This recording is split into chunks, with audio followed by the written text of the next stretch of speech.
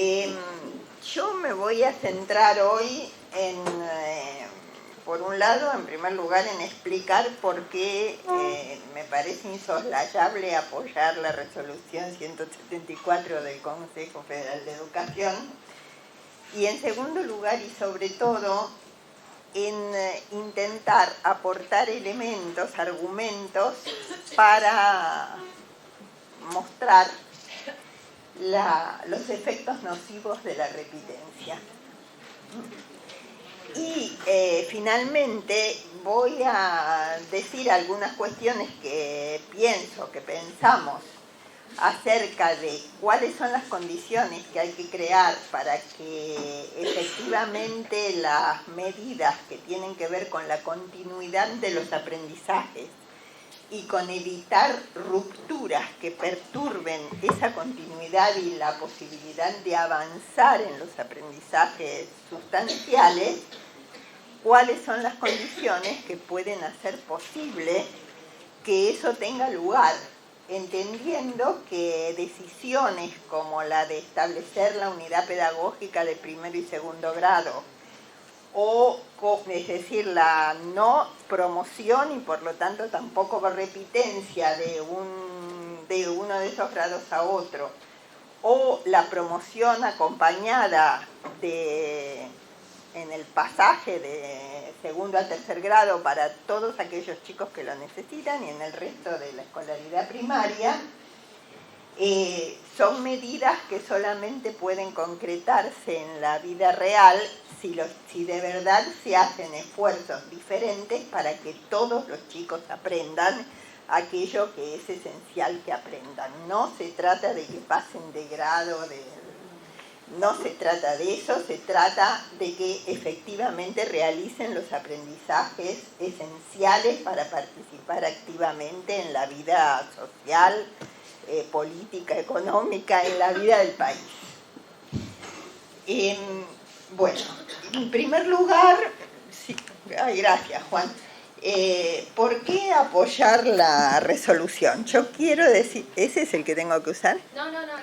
Bueno, en primer lugar quiero decir que desde mi punto de vista, esta resolución representa o abre las puertas al esfuerzo más importante que se ha hecho en nuestro país en cuanto a política educativa de nivel nacional por superar la desigualdad educativa generada por los mecanismos fuertemente selectivos del sistema escolar. Todos sabemos que la selección está permanentemente imperando en un sistema educativo en la sociedad capitalista, y que en general sin conciencia de ello, pero con mayor o menor conciencia, de alguna manera las decisiones que tomamos los docentes cuando decidimos que alguien repita un grado o un año de la escuela secundaria, o cuando, como en secundaria sucede muchas veces, nadie lo decide, sino que es simplemente la cantidad de materias que no fueron aprobadas, sin que muchas veces alguien esté pensando en qué repercusiones tiene eso en el destino escolar de los chicos. En este sentido quería subrayar que estos mecanismos de selectividad no son privativos de la escuela primaria, ni son privativos de los 2 primeros grados de la escuela, sino que están fuertemente en acción también en la escuela secundaria. Bueno, los porcentajes de repitencia y la alta probabilidad de que eso se traduzca en expulsión de los chicos por parte del sistema educativo en el pasaje de primero a segundo año, mejor dicho, en el no pasaje de muchos chicos de primero a segundo año, es muy, muy fuerte y está muchas veces relacionado con el hecho de que la lectura y la escritura como herramientas de aprendizaje en las diferentes áreas del conocimiento no se toma como objeto de enseñanza, no se toma como herramientas de trabajo que es imprescindible compartir con los chicos y bueno, eso es una línea muy trabajada en la investigación y en el libro, en la investigación que hicimos en los últimos años y en el libro que Silvia acaba de anunciar. Por otra parte, en la resolución 174 también, la verdad es que yo supe que estaba pasando esto a nivel inicial cuando leí la resolución 174. Ustedes seguramente ya tenían otras fuentes para saber que en algunos casos se estaba decidiendo la permanencia de chicos en ciertos grupos del nivel inicial o en el nivel inicial, llegando a la edad correspondiente para pasar a primer grado, y eso es lo que hizo necesario que en la resolución se estableciera que eso no es legal, ¿sí? Bueno, cuando se estaba trabajando la resolución 174 y cuando se dio a conocer después de arduas discusiones en el Consejo Federal, el Departamento de Ciencias de la Educación de la Universidad de Buenos Aires, del cual formo parte, emitió una declaración apoyándola fuertemente. Y uno de dos de los argumentos fundamentales a los que nos referíamos en ese momento y que seguimos considerando vigentes son que la escuela graduada no es natural, sino que es solo una de las formas posibles de organizar el dispositivo escolar, un dispositivo que corre el riesgo de ignorar o estigmatizar las diferencias. Por otra parte, porque reconocíamos que no todos los seres humanos aprendemos lo mismo al mismo tiempo y que es imprescindible que la institución escolar se fortalezca para enseñar en la diversidad. Cuando digo que la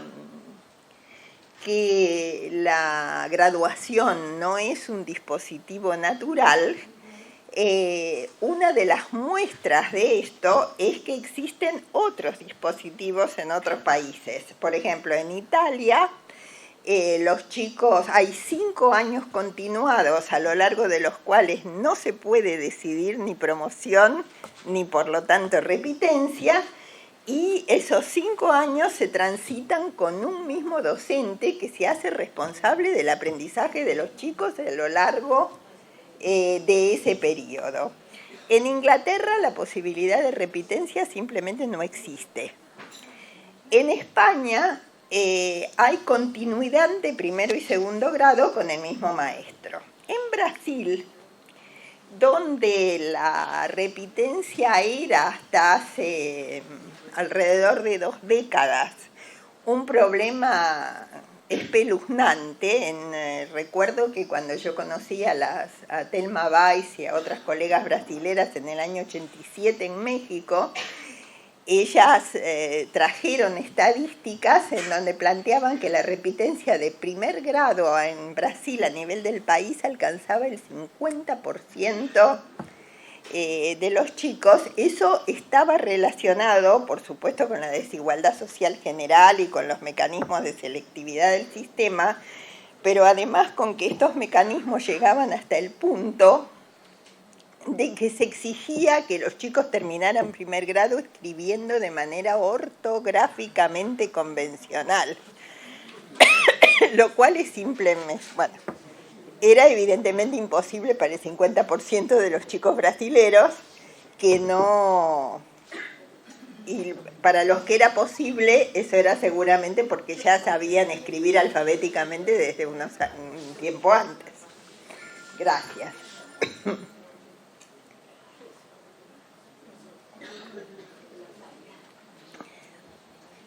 La preocupación por esa situación llevó a tomar muchas medidas. Como Brasil es un continente, voy a dar ejemplos de los estados que conozco bien, ¿sí? No sé exactamente si pasa lo mismo en otros estados, pero tanto en el estado de Sao Paulo como en el de Río de Janeiro como en el de Minas Gerais, está establecido lo que se llama la progresión continuada sin promoción ni reprobación interna en todo el primer ciclo, es decir, de 6 a 10 años aproximadamente. Cuando los chicos terminan el tercer año y no han conseguido aún leer con autonomía o no escriben, eso pasa con un porcentaje reducido de chicos, pero sigue sucediendo y no escriben a la par de la media de sus compañeros, cursan cuarto y quinto grado en grupos que se denominan PIC, si la memoria no me falla, en donde se les ofrecen a los chicos mejores condiciones pedagógicas que las comunes, menor cantidad de alumnos, personal docente más formado, intensificación del trabajo. Por otra parte, se espera que esos grupos dejen de ser necesarios a medida que se perfeccione la formación de todos los docentes para el trabajo en alfabetización. Si lo miramos, eso seguía. No importa, pasa, dale. A la siguiente, Juan. Por otra parte, si miramos la cuestión desde una perspectiva didáctica, la graduación es solo una de las maneras posibles de distribuir el saber en el tiempo. Como Chevalard lo ha mostrado muy bien, la forma en que se concibe la distribución del saber en el tiempo tiene repercusiones muy fuertes, tanto en relación con el objeto de enseñanza como en relación con el proceso de aprendizaje de los chicos. En cuanto al objeto, la correspondencia tradicionalmente establecida entre parcelas de saber y parcelas de tiempo ha llevado a fragmentar los objetos que se presentan a los chicos, a una fragmentación que hace perder, que se desdibuje completamente la naturaleza de esos saberes. Y por otro lado, desde el punto de vista del sujeto, el aprendizaje también es concebido de manera parcelada y acumulativa. En el caso específico de la alfabetización, esa fragmentación ha estado fuertemente relacionada con la concepción de dos etapas bien separadas, una en las cuales se adquiriría el código, la lectoescritura según la denominación tradicional, y otra únicamente posterior y no simultánea con la adquisición del sistema de escritura, que pone en primer plano la comprensión y la producción de textos.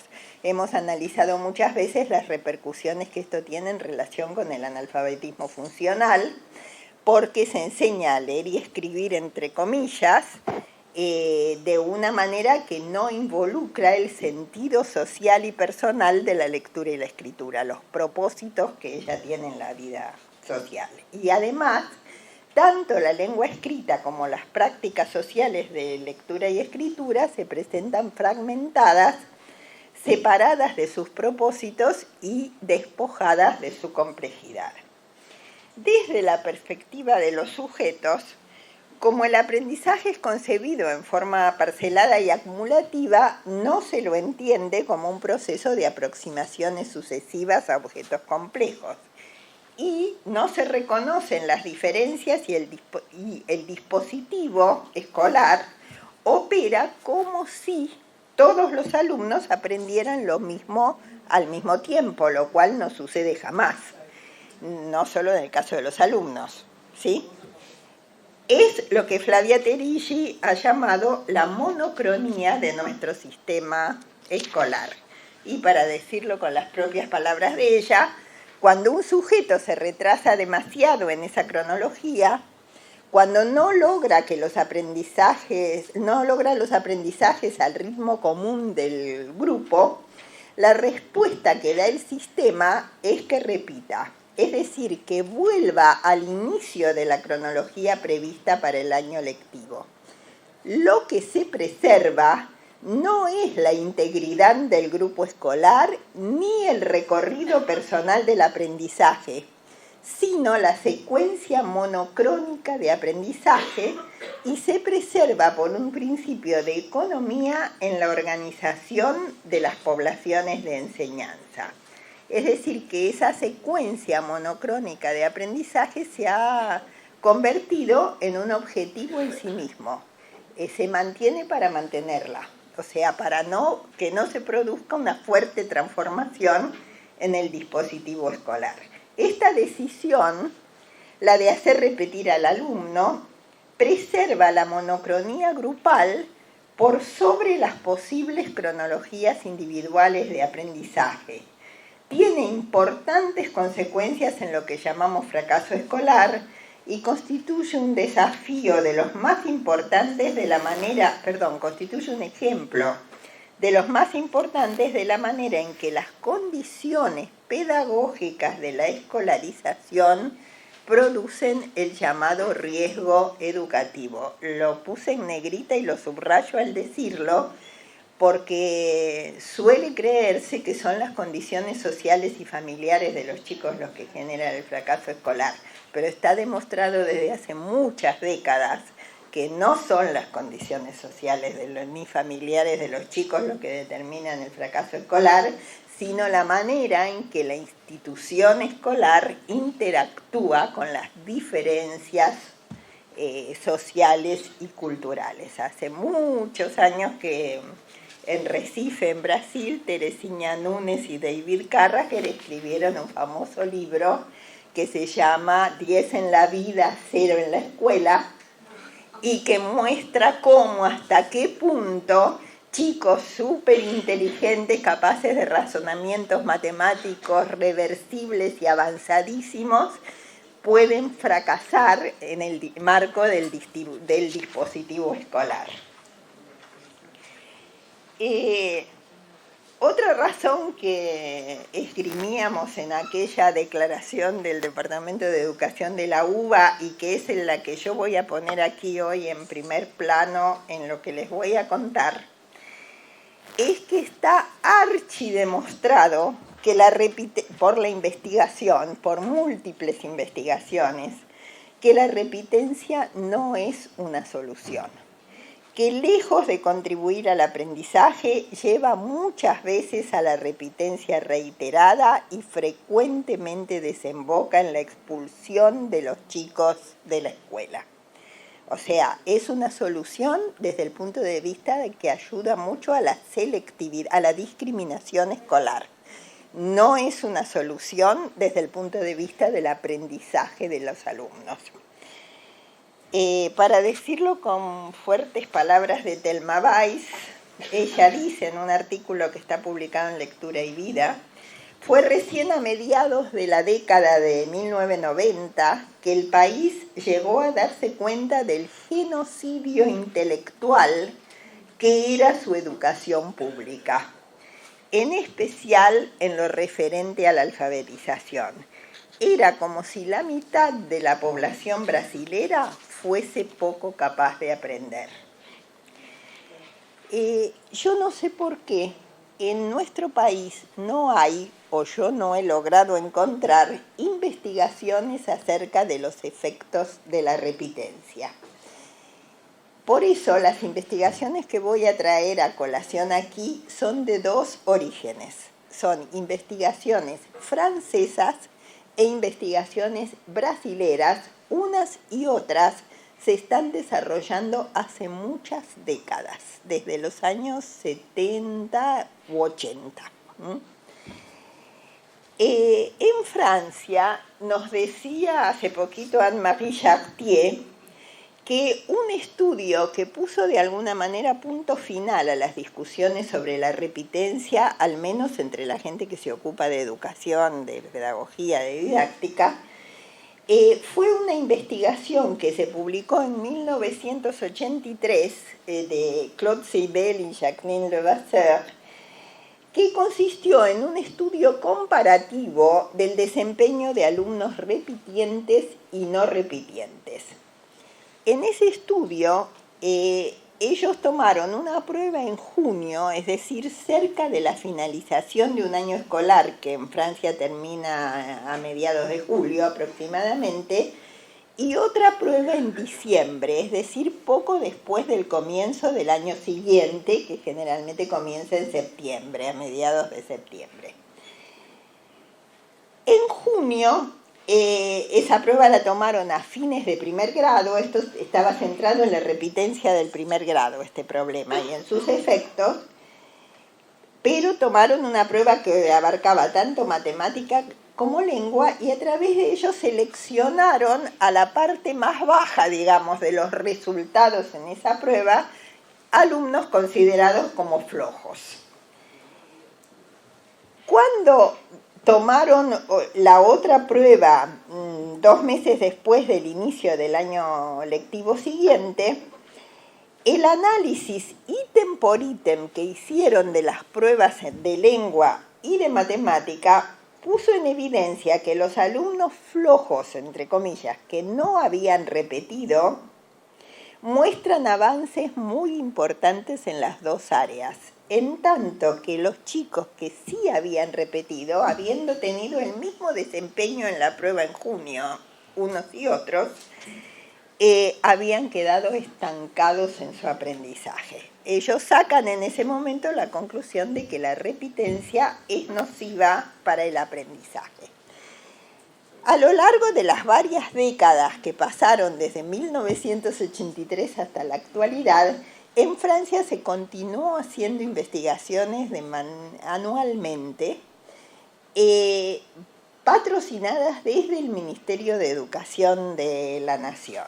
Y el último informe que conseguí en internet es un dossier del Ministerio de Educación de mayo del 2005, que se llama La repitencia en el curso de la escolaridad obligatoria, nuevos análisis, idénticas constataciones, porque vuelven a encontrar una y otra vez los mismos resultados en relación con la repitencia. Estas indagaciones ya se refieren a diferentes momentos del curso de la escolaridad, no solo al primer grado. Y les copio el índice del informe, de una parte del informe, donde los capítulos del informe tienen esos títulos. Dice la repitencia todas las veces, yo no quise repetir la repitencia. Entonces, la repitencia no es equitativa. La repitencia es ineficaz, tanto desde el punto de vista de los progresos de los alumnos como desde el punto de vista de los resultados del sistema educativo. La repitencia amplifica las desigualdades, afecta negativamente la motivación y la expectativa de éxito de los alumnos y los estigmatiza. ¿Cómo justifican o cómo explican el hecho de que la repitencia no sea equitativa? El argumento esencial es que la decisión de la repitencia se toma sin tener posibilidad de considerar referencias externas al grupo de cada docente.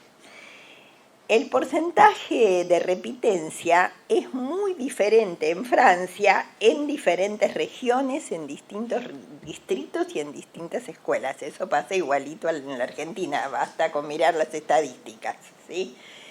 La decisión de la repitencia normalmente se basa en la relación entre cada alumno y el conjunto de los alumnos del grupo.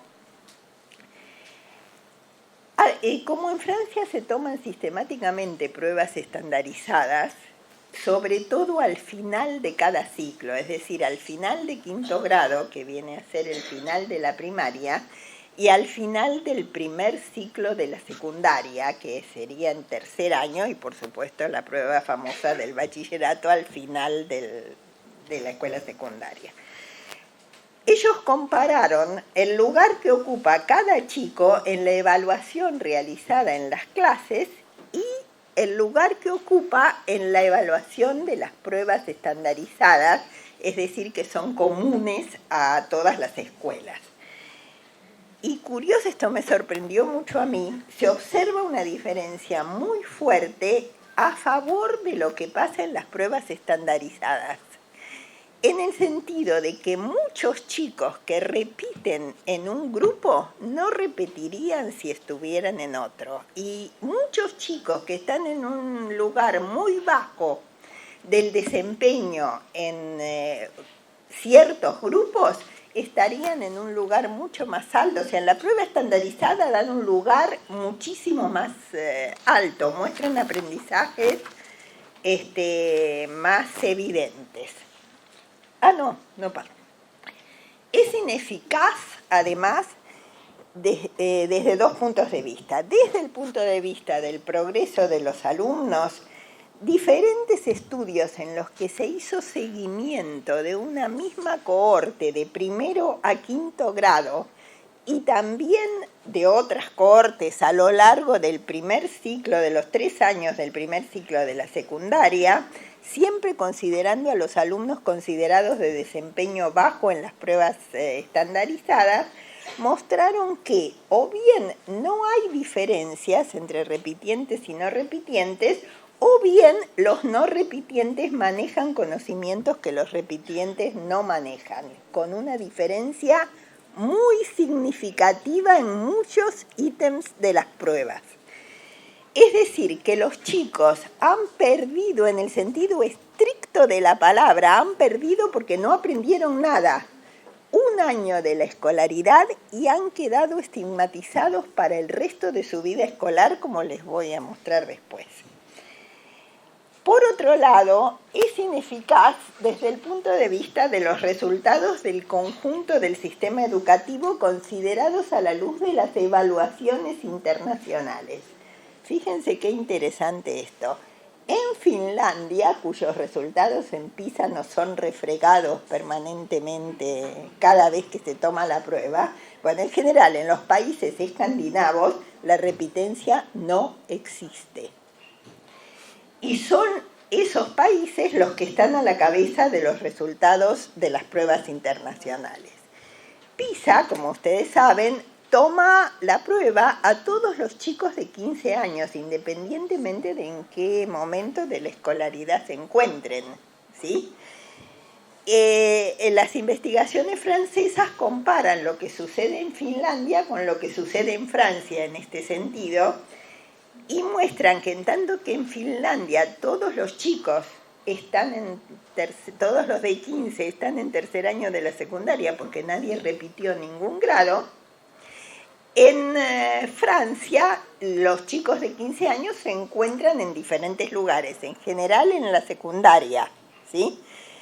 Pero hacen una comparación de los chicos que tienen la edad reglamentaria, digamos, los de 15 y que están en tercer año de la secundaria en Francia, tienen resultados equiparables a los de Finlandia.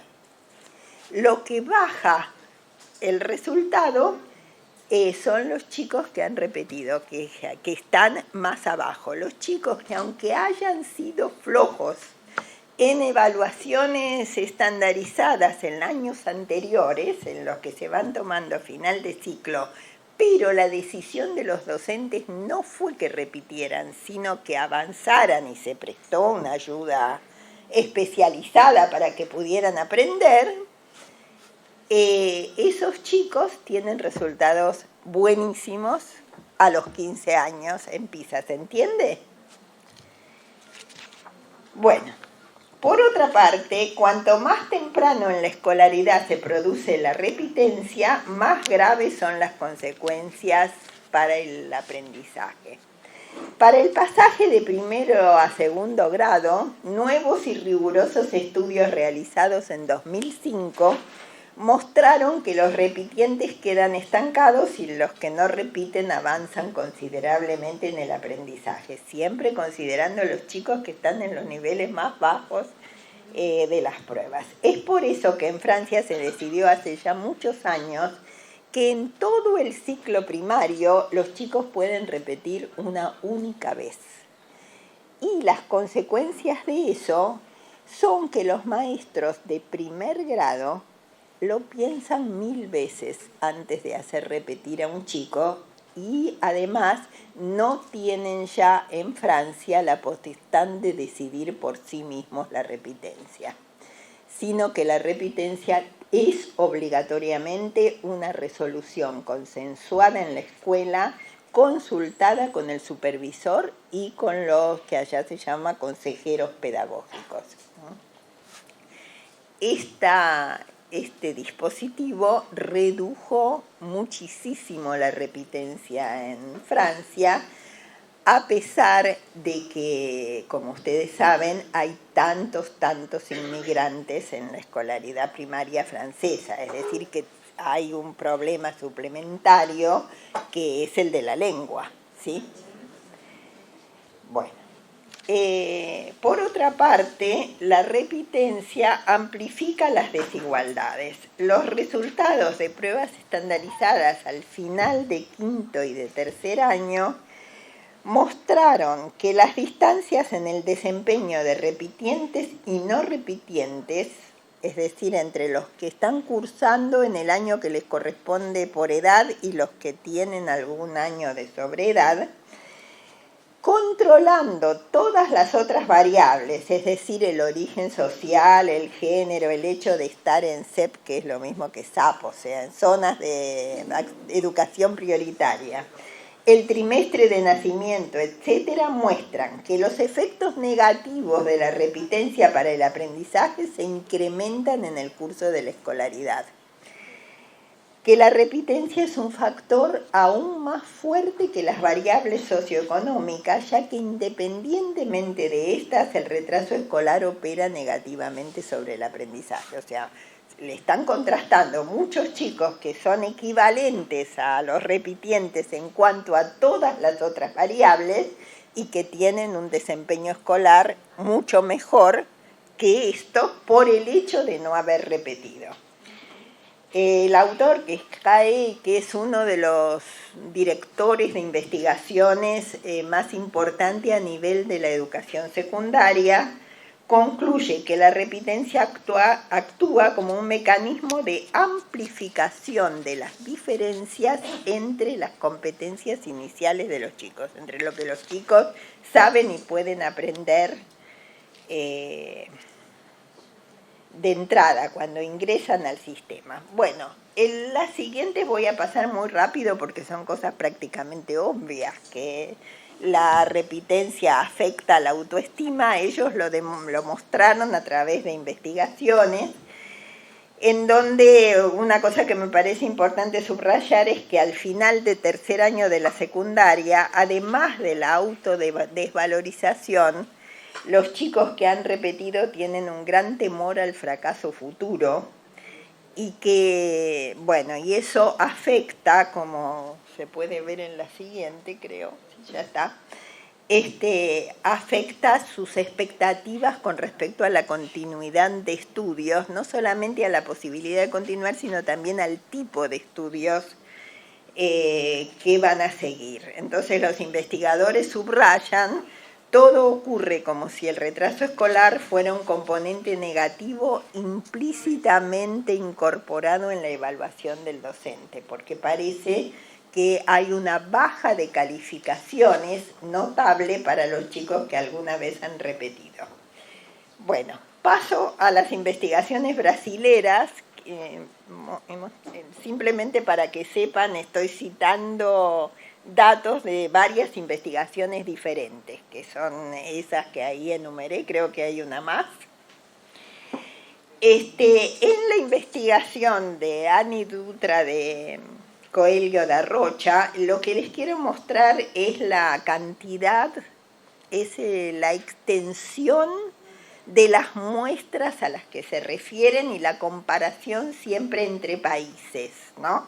Ella reseña 702 estudios realizados entre 1971 y 1981 en diversos países de América Latina, de Asia y algunos europeos por encargo del Banco Mundial.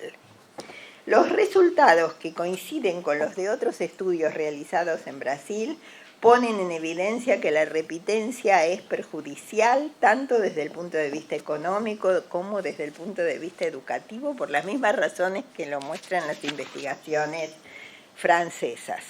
Además, bueno, lo mismo, ¿sí? La estigmatización de los alumnos, la disminución de la autoestima, no aumenta la homogeneidad de los grupos, porque siguen siendo tan heterogéneos como eran antes, ¿sí? No contribuye al aprendizaje por las mismas razones que lo vimos en las investigaciones francesas, pero son investigaciones que se desarrollaron al mismo tiempo, no es que estén interinfluidas, ¿sí? Los investigadores, muchos, yo cito a Simons, muestran una gran preocupación. Simons subraya que la bibliografía sugiere que las escuelas sirven en primer lugar como agencias de acreditación y selección. Selección en el sentido de la discriminación escolar, de ser el filtro que decide quién pasa y quién no pasa. Y solo en segundo lugar, como agencias de socialización cuyo trabajo sería cambiar a las personas o transformar sus conocimientos. La función de la escuela, la función primaria de la escuela parece ser entonces legitimar la desigualdad. En la investigación de la Universidad Federal de Minas Gerais, acá lo que les quiero subrayar es que ellos tomaron 41.000 alumnos en 2 años consecutivos en un trabajo que se desarrolló en 2008 y 2009. Los 41.635 niños cuyos resultados fueron analizados en el segundo año, en 2009, presentaron bajo desempeño, y del total 5.484 eran repitientes. Aquellos que habían presentado bajo rendimiento ya en 2008 y habían sido promovidos al año siguiente mostraron una evolución mayor en la evaluación aplicada en 2009 que los repitientes. Eso se repite constantemente. O sea que es una condena al no aprender, la repitencia, ¿sí? Bueno, entre los que repitieron en 2009, solo 453 repetían por primera vez. La importancia de esto es que cuando uno repite una vez, tiene mayor chance de volver a repetir que los demás chicos que no repitieron. Sí, después cito a alguien que dice eso que acabamos de decir. Vamos a pasarlo y vamos a pasarlo. Adelante. En síntesis, todas las investigaciones francesas y brasileras muestran que el alumno que repite tiende a reiterar la situación de fracaso en los años siguientes de la vida escolar. Decidir que un niño repite es poner una marca en su destino escolar y por lo tanto en su destino como persona. Decidir que un niño repite es también incrementar fuertemente el riesgo de que sea expulsado del sistema educativo. La llamada promoción automática, y esto es fundamental, de esto no hablé hasta ahora, aunque tiene la ventaja de no penalizar al alumno, por su bajo rendimiento, solo da frutos si es acompañada por acciones que promuevan los aprendizajes esperados. En Brasil, yo les conté que más o menos en el año 87 la repitencia del primer grado era del 50%. Cuando se implantó en Sao Paulo y después en el país el bloque alfabetizador, o sea, algo no podía promoverse ni reprobarse de primero a segundo grado, que se implementó con un fuerte programa de formación docente. El primer año, cuando todavía no podía haber tenido éxito, haberse visto concretado en las aulas como diferentes formas de enseñar y de aprender, la repitencia bajó en un 10%, o sea, del 50% que era, estoy hablando del pasaje de primero a segundo grado, bajó al 40%. ¿Qué muestra eso? Que al menos en el periodo inicial de la escolaridad primaria, en lo relacionado con la alfabetización sobre todo, acordarles a los chicos más tiempo es suficiente para que algunos no fracasen, ¿sí? Eso es lógico gracias a lo que sabemos de la psicogénesis. O sea, como no todos los chicos llegan en el mismo estado en la escuela, y como por otro lado nuestras primeras investigaciones didácticas, sobre todo la nuestra primera en Venezuela, donde hicimos una comparación con un grupo testigo que trabajaba con métodos tradicionales, mostró que solo se enganchan con los métodos como el silábico, que era el método utilizado únicamente los chicos que ya están en nivel alfabético cuando entran en la escuela. ¿Sí? Entonces, hay un quantum muy importante de chicos que lo único que necesita es tener, aunque así la escuela le enseñe de una manera terrible, terrible en el sentido de no vinculada para nada con lo que los chicos, con sus conceptualizaciones y sus modos de aprender. De todas maneras, si tienen un poco más de tiempo antes de que les bajen la caña, esos chicos aprenden, ¿sí? Ahora, si nos guiamos por los datos brasileros, eso significó que pasaron del 50% de repitencia al 40%. Para mejorar completamente la situación, o notablemente la situación, hizo falta que se tomaran muchas otras medidas que están directamente vinculadas con las posibilidades de mejorar el aprendizaje, como ahora voy a tratar de mostrarles. Esto creo que ya lo dije, sí, eso ya lo dije. Les quiero contar cómo se enfoca esta cuestión en el estado de Sao Paulo. Yo asesoro hace muchísimos años 2 programas de la Secretaría de Educación del Estado de Sao Paulo vinculados con la alfabetización. Este programa, pasa, sí, también seguíamos pasando, eso, ahí, sí.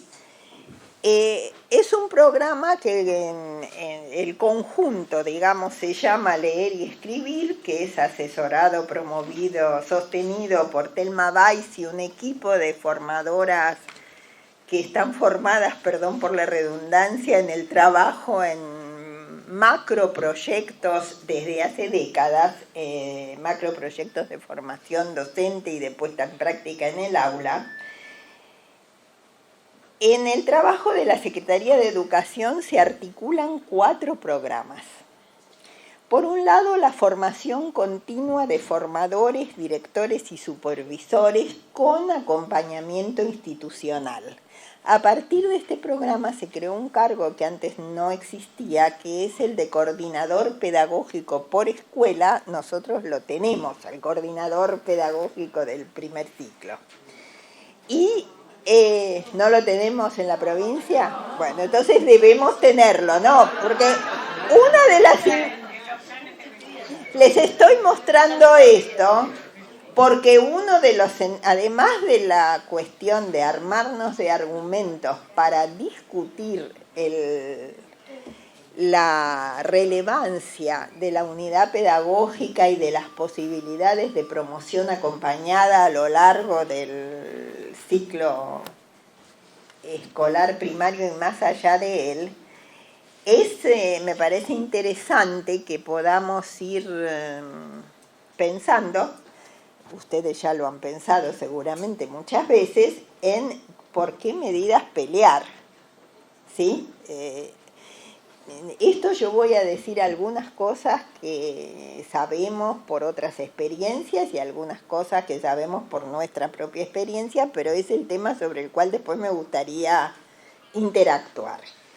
En el estado de Sao Paulo hay coordinadores pedagógicos en todas las escuelas que forman parte constantemente de este programa de formación. Se reúnen una vez por mes y siguen trabajando en su escuela haciendo seguimiento y envían información al programa central, etc. Hay constante producción y distribución de materiales tanto para el docente como para los alumnos. Hay un programa que se llama Beca Alfabetización, que está orientado a la formación inicial docente. Es un programa del cual participan muchas universidades de todo el estado de Sao Paulo, de las cuales dependen la formación docente, por el cual, este es el programa que yo asesoro más directamente, por el cual, por un lado, se le da una beca a los estudiantes de magisterio para asistir todos los días al primer grado de una escuela primaria pública del Estado, y por otro lado se trabaja de manera permanente con los profesores de las universidades que forman a los maestros en alfabetización, ¿sí?, en formación inicial. Y por otro lado, hay una evaluación interna del programa, que es interna del programa, pero que es exterior a cada escuela. Quiero decir que se tienen puntos de referencia que no se cocinan en la salsa de cada escuela. ¿Me explico? O sea, que no están tan relativizados por el hecho de lo que es el contexto de cada una de las instituciones y el abanico de posibilidades de desempeño que se da entre los alumnos de cada grupo escolar. Lo que quiero mostrarles con respecto a eso es cómo ha ido evolucionando la apropiación del sistema de escritura y de algunos aspectos de la cultura escrita. O sea, ahora ya estoy hablando no de que los chicos repitan o no, porque eso no está planteado, no repiten, sino de que aprenden a partir de las diferentes medidas que se tomaron para mejorar el aprendizaje, en este caso la adquisición de prácticas sociales de lectura y escritura. En 2003, quiero que vayamos viendo la evolución. En 2003, el 77,8% de los chicos escribían y leen con autonomía. Eso es al terminar el segundo año, ¿sí?, de la escolaridad. En tanto que los que no son el 20 y algo por ciento. En 2004 sube al 81,7%, me centro acá porque por supuesto la otra disminuye de la misma manera. En 2007 sube al 87,4%, en 2008 al 90,2%, en 2010 al 91,9% y en 2011 al 94,7%. No tengo las últimas cifras, pero están llegando al 100% de los chicos que al segundo año escriben alfabéticamente y leen con autonomía, pensando en que en 1987 había el 50% de repitencia en primer grado y un porcentaje altísimo en segundo también, ¿sí? Thelma Weiss dice que para que un sistema de evaluación tenga sentido, es esencial que haya coherencia entre el diseño de los ítems, las situaciones de enseñanza y el modo de comunicar los resultados. Solo así los resultados de la evaluación adquieren sentido para los docentes y les permiten ajustar sus esfuerzos a las reales necesidades de aprendizaje de sus alumnos. Se está contraponiendo con pruebas estandarizadas que no toman en cuenta cómo se enseña en las escuelas, ¿sí? Aquí las evaluaciones están totalmente engarzadas con las formas de la enseñanza a partir de la articulación de ese conjunto de programas a las que me referí. Bueno, yo quisiera ahora saltear un poquito varias de las siguientes, o sea, de esto solo digo que nosotros tenemos en Argentina, en diversas jurisdicciones, como la resolución 174 lo reconoce, muchos intentos de superar esta problemática. Lo que, por ejemplo, por ejemplo, los proyectos de aceleración tanto de ciudad como de provincia de Buenos Aires. Lo novedoso, si ustedes quieren, de la resolución o lo relevante es que lo generaliza a nivel nacional y pretende aprovechar de las experiencias existentes para producir ideas pedagógicas y didácticas que puedan ayudar a mejorar la enseñanza en todas partes.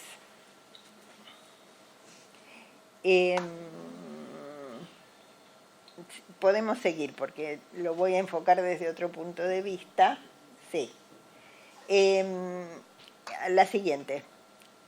Para lograr que todos los chicos aprendan, es imprescindible entonces pasar de la monocronía a la policronía. O sea, reconocer que existen, que no todos aprendemos lo mismo al mismo tiempo y que en un aula, como decía un colega en Venezuela, es siempre un conjunto de diversos. Y una de las cuestiones que más nos obstaculiza la evaluación y a veces la enseñanza a los docentes es que seguimos teniendo una representación de los grupos como si la homogeneidad existiera, pues no existe la homogeneidad en ningún grupo escolar. Y por otro lado, hay que generar modalidades de trabajo que permitan atender mejor la diversidad, acercarse más a la perspectiva de los chicos y en particular a aquellos que necesitan más apoyo para avanzar. O sea, que se trata de brindar la mejor enseñanza a quienes más necesitan avanzar en el aprendizaje. Bueno, para terminar, yo me preguntaba qué podemos tratar de conseguir desde el SUTEBA y algunas pistas de lo que ya hemos charlado mucho. Por un lado, en el interior de la institución, el trabajo colaborativo entre docentes a cargo de un mismo grado. Y lo primero que digo es algo en lo cual yo tengo mucha experiencia, lo intentamos en la ciudad de Buenos Aires cuando yo trabajaba en desarrollos curriculares, cuando mi equipo de prácticas del lenguaje trabajaba en desarrollos curriculares, que es con los mismos docentes que tenemos siempre que en la escuela hay 2 o más secciones del mismo grado, hacer al menos un día por semana reagrupaciones de los chicos de tal manera que alguna de las docentes o algunas de las docentes puedan dedicarse a enseñar a los chicos que más lo necesitan, aunque el otro grupo o los otros grupos resulte mucho más numeroso porque se pueden hacer otras actividades que no requieren una intervención tan personalizada. Por otro lado, la planificación cooperativa de las actividades y estrategias a poner en práctica y la evaluación conjunta de los aprendizajes de los chicos y la reorientación de la planificación. Por todo nuestro trabajo de investigación en general y en SUTEBA en particular, estamos muy convencidos de que discutir con los compañeros problemas de la enseñanza y del aprendizaje es una manera fundamental de repensar lo que el sentido común o lo que está naturalizado en la escuela nos lleva a hacer muchas veces sin haber podido tener el tiempo de sentarnos a pensarlo y sobre todo a coordinar nuestro punto de vista con los puntos de vista de los demás. La evaluación conjunta de los aprendizajes, o sea, el solo hecho de que los chicos en esta redistribución de los grados de vez en cuando o alguna vez por semana a la que me refería antes, tengan posibilidad de interactuar con otro maestro en algún momento, ya es en sí mismo importante, porque ya son 2 miradas que posiblemente se coordinen en relación con ese chico y porque él ya tiene posibilidades de mostrarse de manera diferente según el tipo de relación que entabla con el otro. Y la evaluación conjunta, o sea, todo esto contribuye a salir de la centración en el propio punto de vista de la cual es tan difícil salir. Cuanto más podamos coordinar nuestras ideas con las de los otros, más posibilidades tendremos de evitar o de disminuir la arbitrariedad de nuestras decisiones. Y por supuesto la colaboración del personal directivo con los docentes, incluso para trabajar con los chicos en los grupos cuando eso hace falta, porque si tenemos 30 o más alumnos, no es posible que un docente solo resuelva la situación. No quiero decir que no es posible en ningún momento. No es posible en aquellos momentos de la jornada escolar en las que necesitamos hacer una intervención más personalizada con algunos chicos. Por otro lado,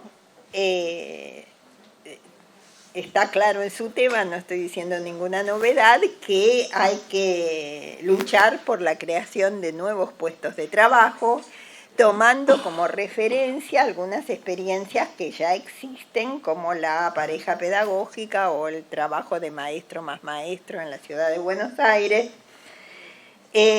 considerando que es importante que en la escuela, quizás no se pueda enseguida en cada grado, pero que en la escuela haya 1 o 2 docentes más que puedan ayudar a diferentes maestros en diferentes momentos a personalizar la enseñanza con algunos grupitos o chicos. Y por otro lado, me parece imprescindible crear tiempo para pensar y estudiar juntos.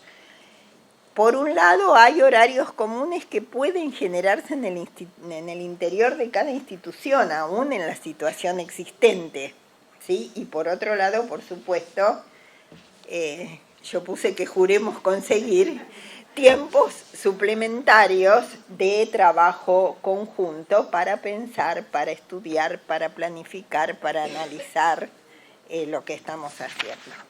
Bueno, espero que haya tiempo para conversar.